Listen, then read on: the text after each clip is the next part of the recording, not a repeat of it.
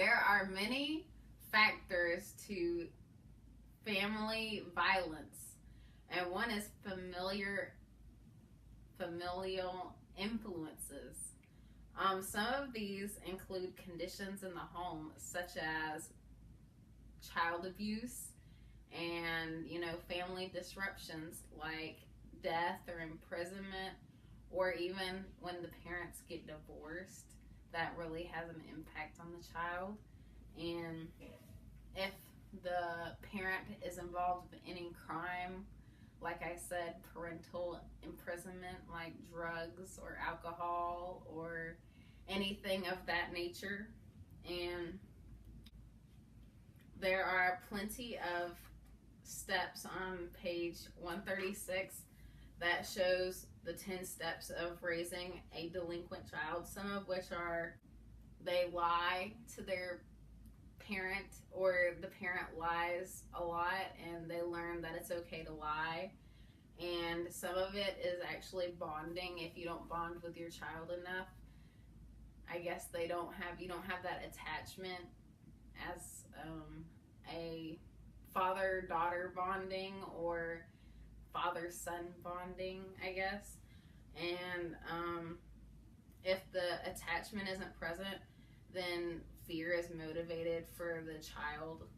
And if you have a TV in your house and you let your child watch a lot of TV, then it may be violent towards them, or the media may show violence on TV and they just might pick up that it's okay to be violent in the household, which is actually not okay. And there's 3 different types of violence that is shown on media.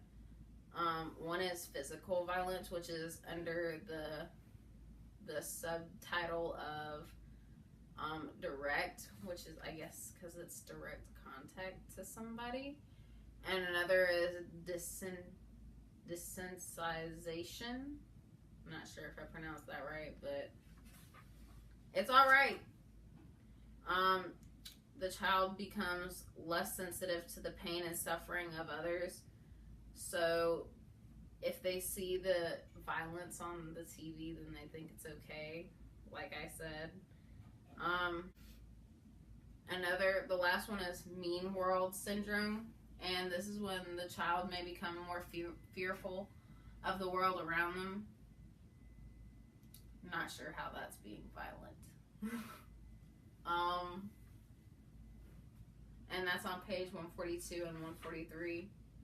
Okay, on page 139 in our textbook, there's a table that says family risk factors for juvenile violence. If you do any of these 14 things when the child is present, then you are risking, or there's going to be a high likely or probability that the child might be violent.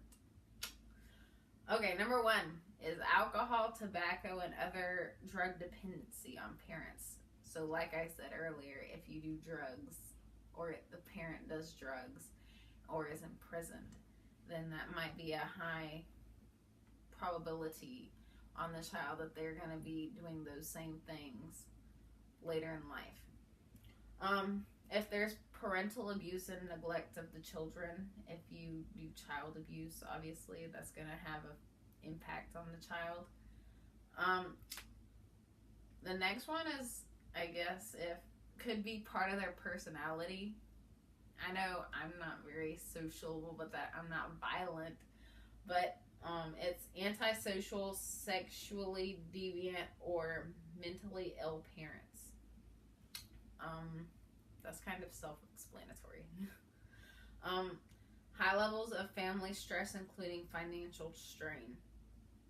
Okay, so basically if your parents are, I don't want to say like poor, but if they are always needing money, the child obviously wants to probably help, so they probably want to steal things from other people, and feel like they're helping the parents and having less pressure on their parents to do good and well-being, so they won't have as much stress. A large overcrowded family. I'm not quite sure how that's violent.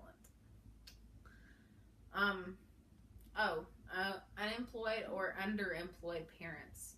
Okay, so if you're in a bad neighborhood, I guess, or and they're in the unemployed or the ghetto, I guess, and they're getting welfare money. I mean, you'd be in probably a bad neighborhood if you're not employed. So they'd hang around kids that are also having a difficult family time, so that may have an impact on them. So peer influences. Parents with little education. I mean, I guess that could be violent. Have a violent influence on your child. Socially isolated parents. So that kind of runs along with antisocial.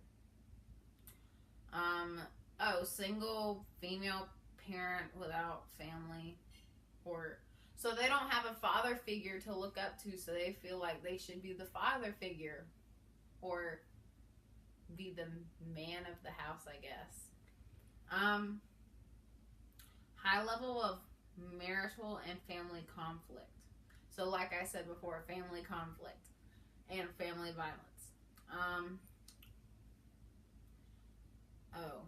Parental absenteeism due to separation. Like I said before, divorce. No child likes that. It can impact any child. Lack of family rituals. Not quite sure about that one. I guess if you don't go on family vacations together and are always at home or something. I have no idea. Inadequate parenting. So if you don't spank your kid when they do something wrong or ground them, then you're just allowing for that child to always cut up in front of other people, and especially in public. Oh my goodness, I could go on and on about that, and that'd be a whole 5 minutes worth. But I'm not going to do that because I'm going to continue on. Frequent family moves. I guess that could make the child more violent because they don't want to move, especially with military parents or preachers, I guess. I don't know if preachers move around a lot. I know soldiers, they do. And if your parent has a high ranking in a job, like the owner of a company or something, I don't know, and they move around and go to different places in the earth, then that could have a high vantage point to violence, because they don't want to move and they don't want to make new friends, as most children do not want to do. It says in the book that the media is the most powerful influence in developing value systems and in shaping behavior. I guess that's very important. Another big one is peer influences. If your child has a lot of friends, those peers may have put on pressure of your child and make them do violent things or make them think that violence is okay. Like underage drinking, maybe, and all that. Yeah, that's pretty much all I have.